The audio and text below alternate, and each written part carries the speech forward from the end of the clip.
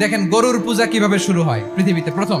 বনি ইসরায়েলের এক দুষ্ট লোক ছিল, নাম সামিরি। সে সবাইরে বললো তোমাদের স্বর্ণগুলো ফালাও। স্বর্ণগুলো ফেললো, বনি ইসরায়েলের স্বর্ণগুলোকে গলিয়ে গরুর বাচ্চা বানালো, গোবৎস।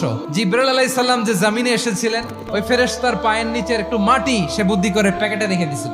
স্বর্ণ দিয়ে বানানো গোবৎস গরুর বাচ্চার গায়ে যখন সেই মাটি ছুঁড়ে দেয়া হলো, এখন বাছুরের ভেতর থেকে ভ্যাঁ ভ্যাঁ আওয়াজ আসতেছে। কি আসতেছে?